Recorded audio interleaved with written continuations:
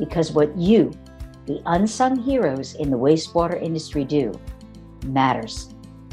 Every Wednesday, join me, Suzanne Chin Taylor, the Doo-Doo Diva, a longtime veteran of the wastewater, trenchless, and civil infrastructure industry, as I interview guests who are making an impact on how we manage and operate systems for conveying and treating wastewater. I'll also be speaking with representatives of organizations that are utilizing disruptive or new technologies, and executives who are going to share how to be successful and sustainable in our vital industry. So whether you want to learn about the latest trends in technology in treatment or trenchless, gain tips on training and retaining great talent, or simply how to be more efficient, productive, or profitable, this podcast is for you. And hi again, we are back for another episode of the Doo-Doo Divas Smells Like Money podcast. I am here with the other Doo-Doo Diva, Mary Shafer, and today we're going to be talking about, we spoke last time about not being afraid of digital technology and what that's going to mean for your business, and we're going to go into a little bit deeper dive on digital marketing and what that means. And so posing the question of, what does your digital marketing or online footprint look like? So we have definitely shifted. You know, there's no denying it. And even though some of us may still be very uncomfortable with social media, don't understand content marketing or digital marketing, we need to get over this because things aren't going to change, and this is the way that it's going to be. We've now entered a virtual selling environment. If you think about it, we're here on a Zoom meeting recording this. Could you have even imagined 5 years ago what life would have been like for us if we didn't have this tool? And now most of us can't even live without it. I don't know how many of you, but I'm probably on a Zoom meeting 3 to 4, sometimes 6 times a day. It's unimaginable to think how I would do business without this tool. And so now we've gotten used to it and realized how powerful it is as a selling and engagement tool. But it's got some very different dynamics and energy to it versus what it was like for us to sell face-to-face. Face-to-face, we could do a lot of people reads. Face-to-face, we had that opportunity to establish a rapport very, very quickly. This is something that can't be done in a virtual environment when you begin the selling process. Whereas when we used to have that meeting, it wouldn't be unusual for you to try to go in and close the sale on the first meeting sometimes, depending on what you were offering the client. Now, we have to approach the client and ask lots and lots of questions to determine, are we even a fit for their problem? Do we even have something? Can we be of service? And the only way we're going to get that is by letting them communicate with us first. And this is because we need to establish trust. And trust is something that's very challenging to establish in a virtual environment. And so one of the quickest and fastest ways that you can establish trust is through content. And content gives you the ability to position yourself with that prospect as a subject matter expert, an authority, a problem solver, and a trusted resource. And a thought leader. And a thought leader, definitely a thought leader. So content can come in many, many different forms, and we're going to review that in a few minutes. We have a list here. And so one of the things we need to be aware of is that the selling cycle in virtual is going to be a bit longer than it was face-to-face. So how do we stay top of mind without being annoying or invasive? By being of service to that prospect with useful, relevant content. It's all right to have a little smattering of promotional in with it, but that useful content will be remembered, because when you have that first meeting, only 3% of the people that you engage with on that first meeting are ready to buy now. And it takes on average 10 touch points or engagements before they'll even consider doing business with you. It's kind of like that old rule, we called it the 7 come 11, where somebody needs to hear your name 11 times, 7 different ways before they'll consider doing business with you. It's the same in the virtual selling sphere. It's just kind of carried over into a digital or electronic way.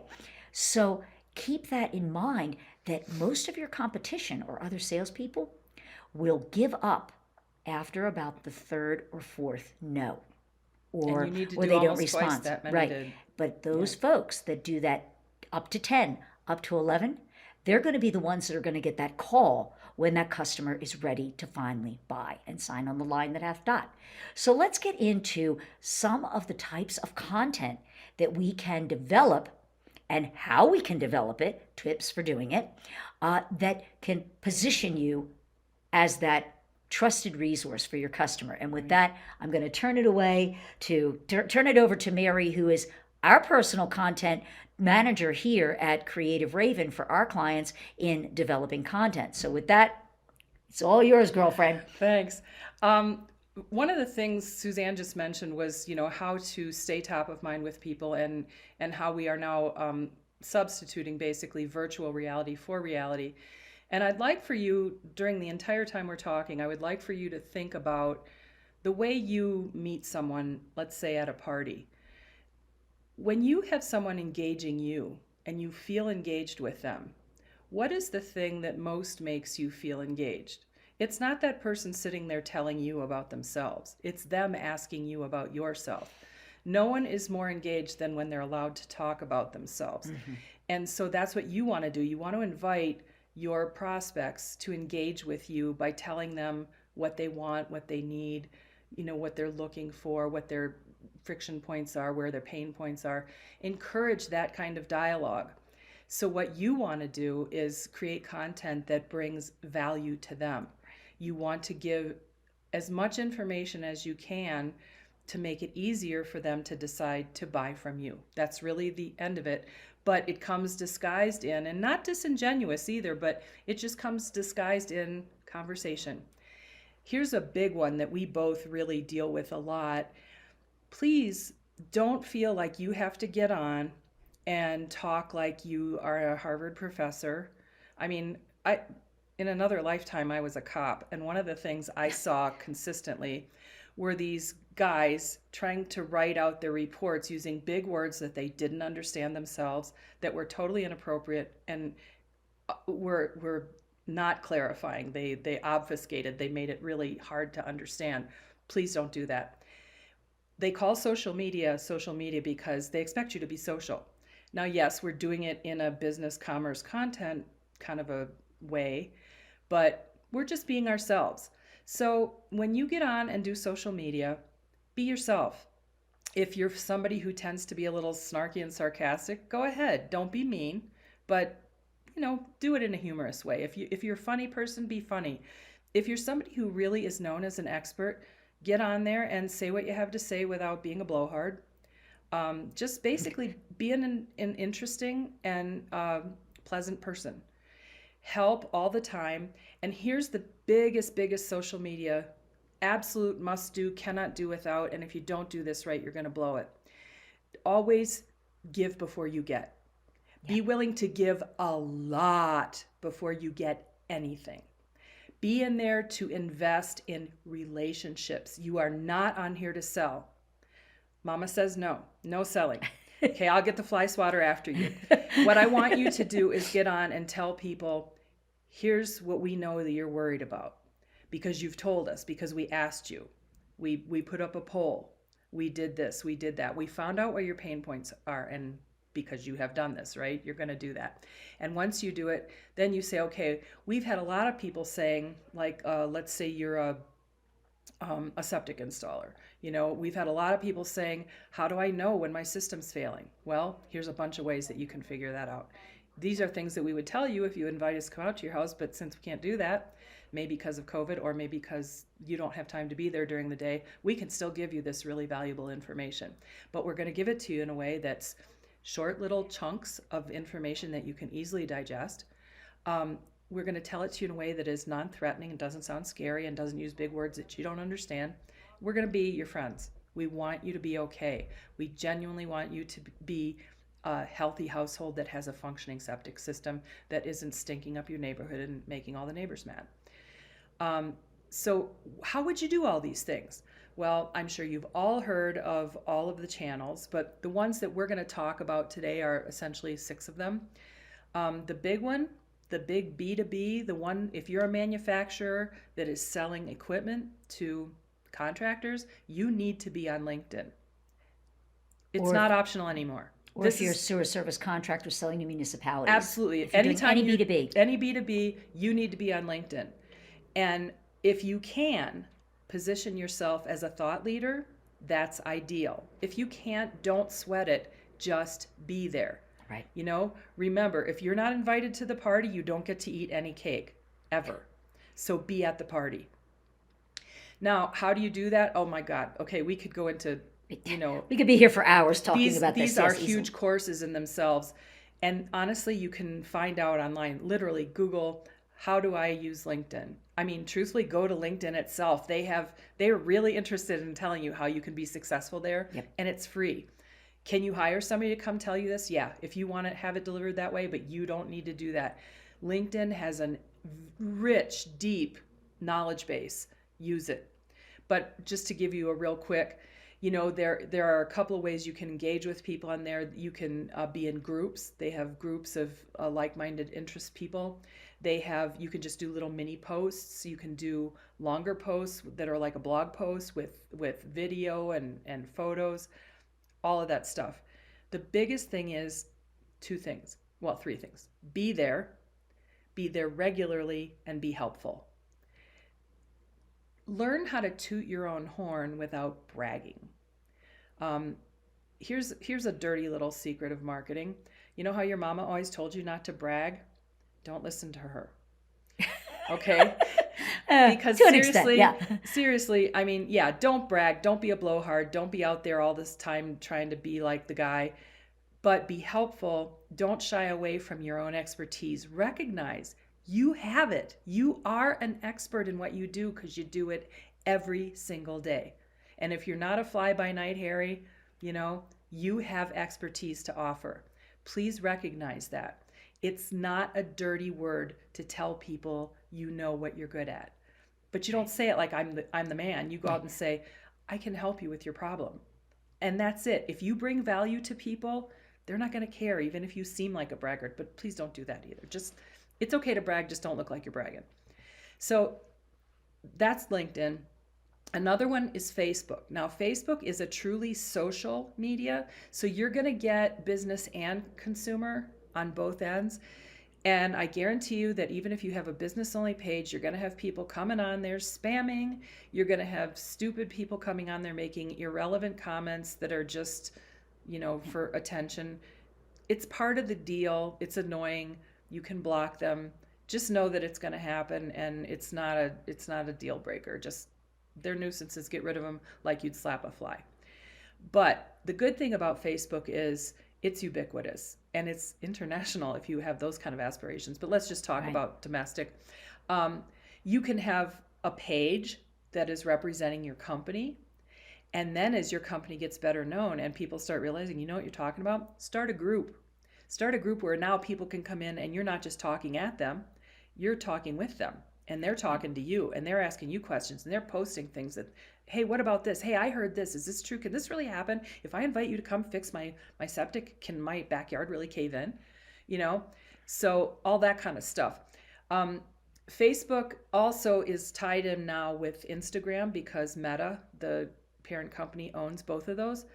You can actually do one piece of content that will go to both channels. Great time saver. It is a great time saver, but make sure you monitor, because if you find out that you have almost identical audiences on both, you don't want to give them the same stuff all the time. They'll get sick of you. And there's ways for you to find out. They have analytics. You can see who your members are, but it's very helpful. There's other things you can do on Facebook. You can have live streaming. You can actually now do blog posts. There's all kinds of new things that they're introducing. For those of you who have now stopped listening because you're like, I can't do any of this, it's okay. Remember the last time we talked about getting a virtual assistant? You can get people that are just do these things. You can literally go on a site like upwork.com or fiverr.com. You can actually rent people's time, for whatever you guys agree on the price, and they will become your social media managers. You will have a ramp up time. There's going to be a learning curve for them so that they learn what you're doing.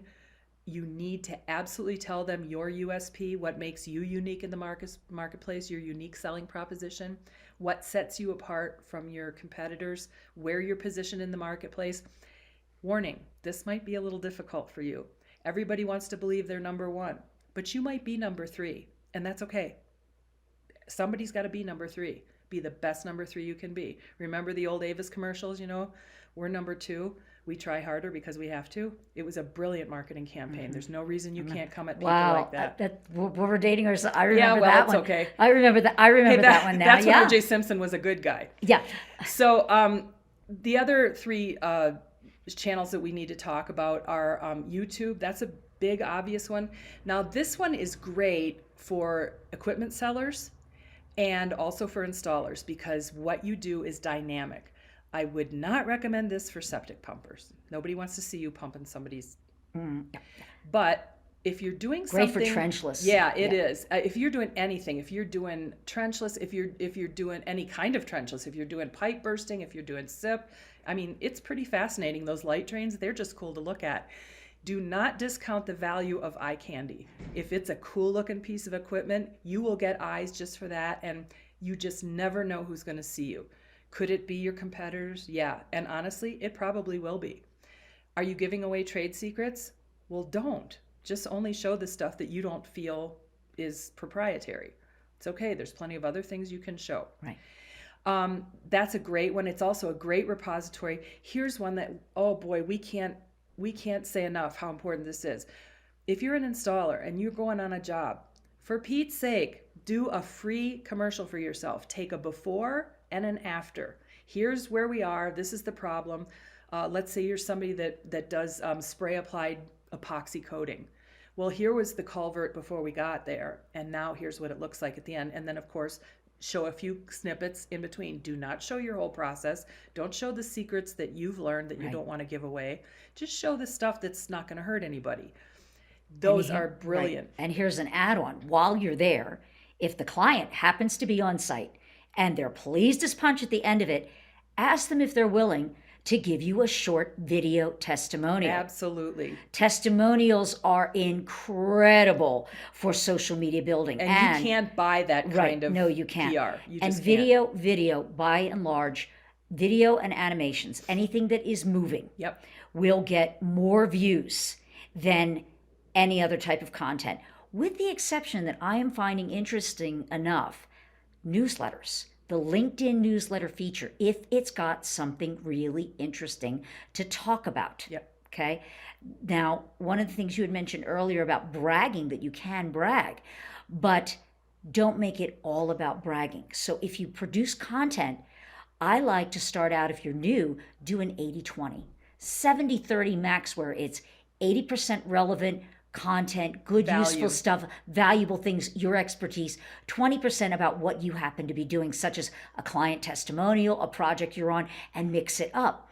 The other mix you have to think about is that, remember, people like to consume their content and learn in different ways. There are people that only like to watch videos. There are people that enjoy animations or explainer videos. There are people that like what I call micro posts, which is an interesting photo or a little tiny animation or slideshow, which you can make really easy in PowerPoint with a couple bullet points like Cliff Notes, the Cliff Notes version of it. And then there are people that actually like to read an 850-word article. They enjoy that kind of stuff. So make sure when you're producing your content, whether you're doing it yourself or you're getting some help, that you do things that are a mix of all these things. Right. But just because, think about yourself. Think about the way you consume information. You don't always want to watch a 2-hour documentary. Right. Sometimes you want to do that deep dive because it really interests you and you're wonk, whatever. But sometimes you just want a blog post, or sometimes you really just want to tweet because that's all you have time for, but you are interested in the subject matter.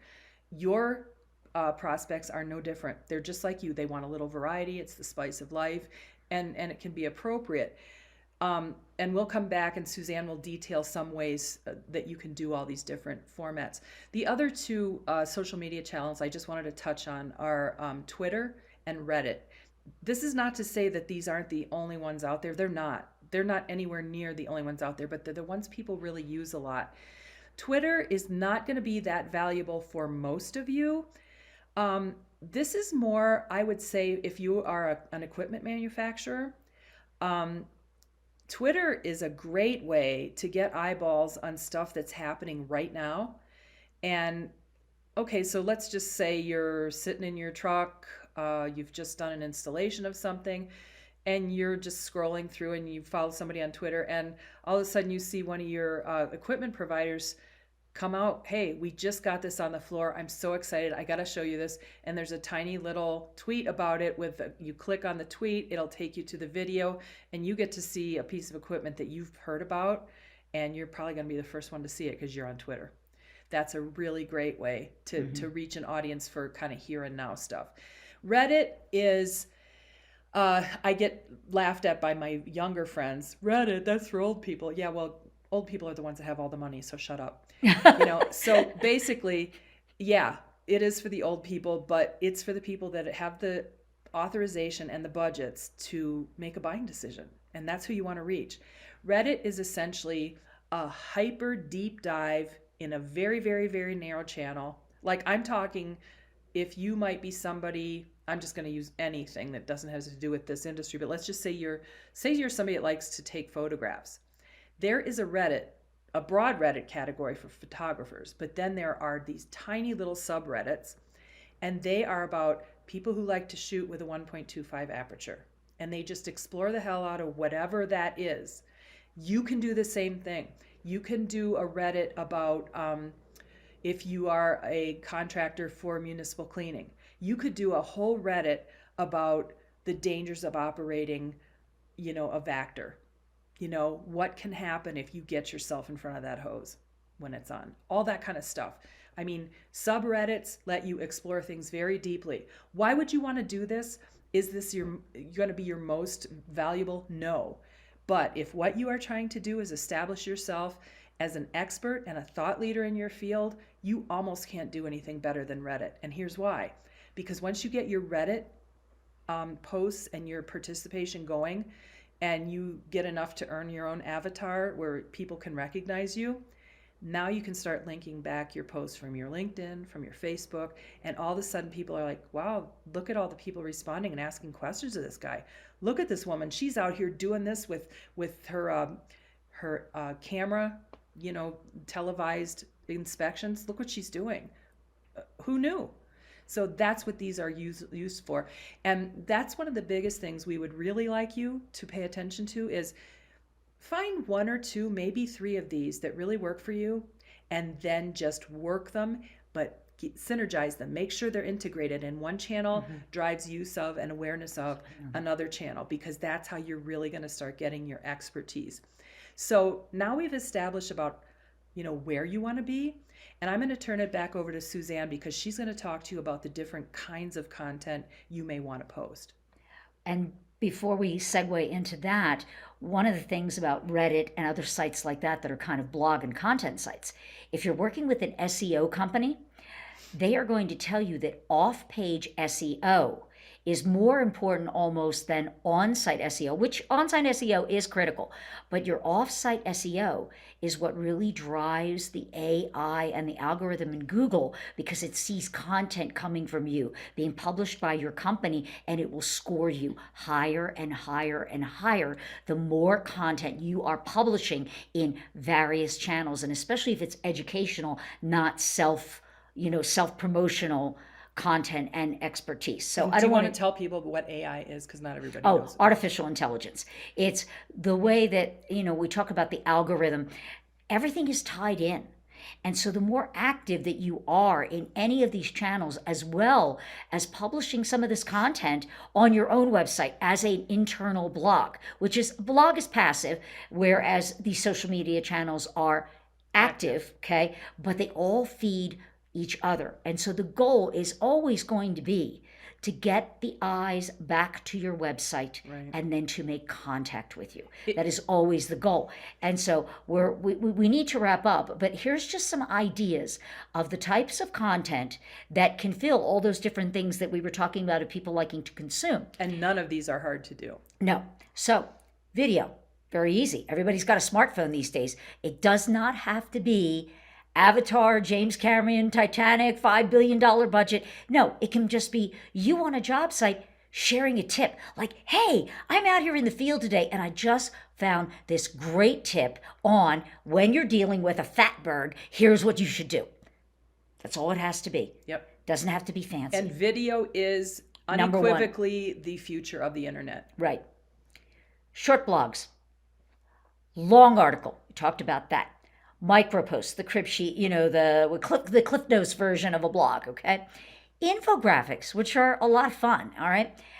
Photos and memes. Memes are kind of funny. People pay attention to them.